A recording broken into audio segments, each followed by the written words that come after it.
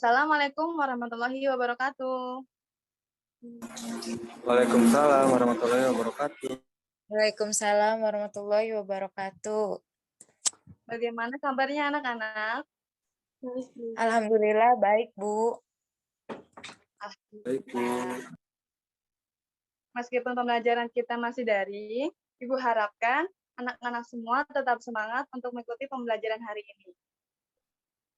Baik, untuk pertemuan hari ini, Ibu akan membahas materi mengenai kedudukan dan fungsi Undang-Undang Dasar tahun 1945 dalam sistem hukum nasional. Sebentar, Ibu akan share link-nya.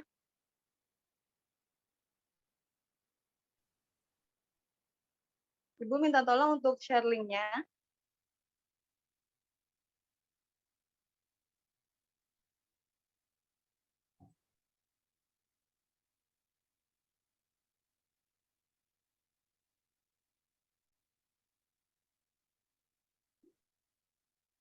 Oke, selanjutnya. Slide selanjutnya. Sebelum ke materinya, Ibu akan menjelaskan terlebih dahulu mengenai tujuan pembelajarannya. Tujuan pembelajaran pertemuan hari ini yaitu untuk diharapkan anak-anak semua dapat menganalisis makna Undang-Undang Dasar 1945 dalam sistem hukum nasional, kemudian menjelaskan fungsi dan kedudukan Undang-Undang Dasar 1945 dalam sistem hukum nasional. Kemudian yang terakhir, menjelaskan kedudukan peraturan perundang-undangan dalam sistem hukum nasional. Selanjutnya, sebelum kita membahas ke undang-undang, Ibu akan menjelaskan apa itu konstitusi. Kata konstitusi berasal dari bahasa Perancis, yaitu constituer, yang artinya membentuk. Dalam Kamus Besar Bahasa Indonesia, konstitusi yaitu segala ketentuan dan aturan tentang ketatanegaraan undang-undang dasar suatu negara. Selanjutnya ada makna alinea pembukaan Undang-Undang Dasar tahun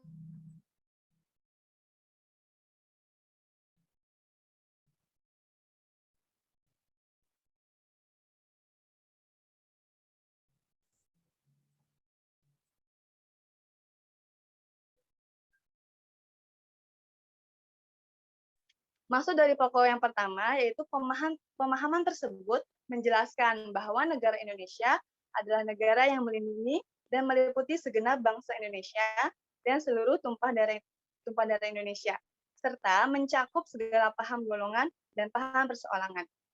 Sedangkan yang pokok pikiran yang kedua, negara Indonesia hendak mewujudkan keadilan sosial bagi seluruh rakyat Indonesia. Keadilan sosial tersebut diwujudkan berdasarkan kesadaran bahwa setiap warga negara Indonesia memiliki hak dan kewajiban yang sama dalam bentuk bermasyarakat. Yang ketiga, dalam pokok pikiran ini, negara Indonesia adalah negara yang menganut paham kedaulatan rakyat yang berdasarkan kerakyatan dan permusyawaratan perwakilan. Negara dibentuk dan diselenggarakan berdasarkan kedaulatan rakyat yang juga disebut sebagai sistem demokrasi. Sedangkan pokok pikiran yang keempat, dalam pokok pikiran ini, negara Indonesia merupakan negara yang berketuhanan yang Maha Esa, menurut dasar kemanusiaan yang adil dan beradab. Hal tersebut menunjukkan bahwa bangsa Indonesia memiliki keyakinan adanya Tuhan yang Maha Esa, rasa kemanusiaan, dan rasa keadilan. Selanjutnya,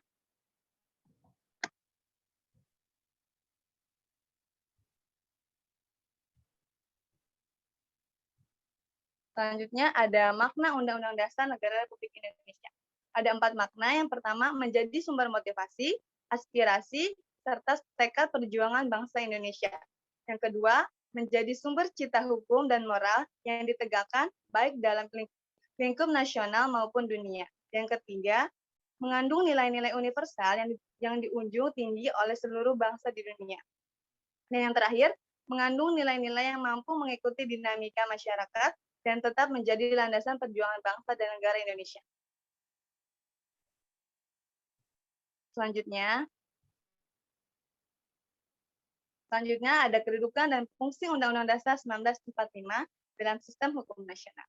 Untuk kedudukan Undang-Undang Dasar itu sendiri, Undang-Undang Dasar Negara Republik Indonesia dalam kerangka tata tata urutan perundang atau hierarki peraturan perundang di Indonesia menempati kedudukan yang tertinggi. Semua produk hukum di Indonesia seperti undang-undang, peraturan pemerintah, dan peraturan presiden harus dilandasi dan bersumber pada Undang-Undang Dasar Negara Republik Indonesia.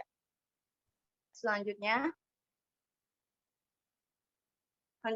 ada fungsi undang-undang. Fungsi Undang-Undang Dasar Negara Republik Indonesia. Ada 4 fungsi. Yang pertama, sebagai hukum dasar. Yang kedua, sebagai alat kontrol. Yang ketiga, sebagai pengatur. Dan keempat, sebagai alat penentu. Yang pertama, Undang-Undang Negara Republik Indonesia merupakan sumber hukum tertulis. Setiap produk hukum, bahkan setiap tindakan atau kebijakan pemerintah, baik tertulis maupun tidak tertulis, pada akhirnya harus dapat dipertanggungjawabkan sesuai dengan ketentuan Undang-Undang Dasar dan bermuara pada Pancasila sebagai sumber dari segala sumber hukum negara. Yang kedua, Undang-Undang Dasar Negara Republik Indonesia menjadi pengontrol atas kesesuaian antara norma hukum yang lebih rendah dan norma hukum yang lebih tinggi. Yang ketiga, Undang-Undang Dasar Negara Republik Indonesia menjadi pengatur tentang cara kekuasaan negara itu disusun, dibagi, dikelola, dan dilaksanakan. Dan yang terakhir, Undang-Undang Dasar Negara Republik Indonesia menjadi penentu dari hak dan kewajiban seluruh warga negaranya, termasuk para aparat negara. Selanjutnya,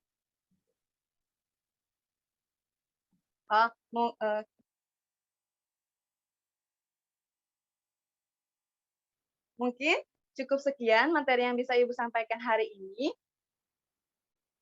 Selanjutnya ada yang mau ditanyakan? Tidak, Bu.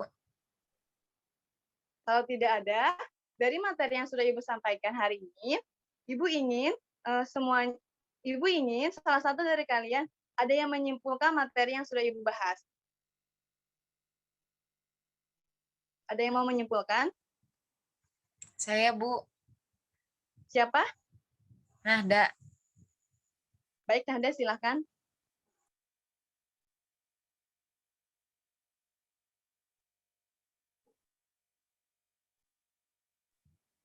Jadi kesimpulan hari ini yaitu Undang-Undang Negara Republik Indonesia tahun 1945 merupakan sumber hukum tertulis.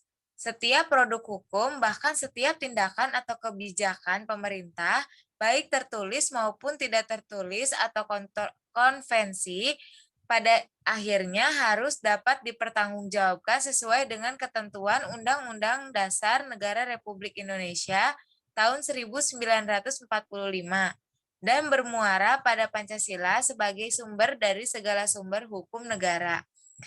Mungkin itu, Bu, kesimpulan dari materi kali ini. Ya, terima kasih banyak Nada sudah menyimpulkan materi hari ini. Ibu akan sedikit menambahkan, bagi Indonesia, pembukaan Undang-Undang Dasar Negara Republik Indonesia memiliki makna antara lain yaitu menjadi sumber motivasi, aspirasi, serta tekad perjuangan bangsa Indonesia menjadi sumber cita hukum dan moral yang ditegakkan. Baik dalam lingkup nasional maupun dunia, mengandung nilai-nilai universal yang dijunjung tinggi oleh seluruh bangsa di dunia. Mengandung nilai-nilai yang mampu mengikuti dinamika masyarakat dan tetap menjadi landasan perjuangan bangsa dan negara Indonesia. Mungkin cukup sekian yang bisa Ibu sampaikan untuk pertemuan hari ini. Oh iya, untuk absensi boleh diisi di Google Classroom. Baik, Bu. Mungkin untuk pertemuan hari ini Ibu cukupkan sampai di sini. Kurang lebihnya Ibu minta maaf. Wabillahi taufiq wal hidayah. Wassalamualaikum warahmatullahi wabarakatuh. Waalaikumsalam warahmatullahi wabarakatuh. Ibu. Terima kasih, Bu. Ya, sama-sama.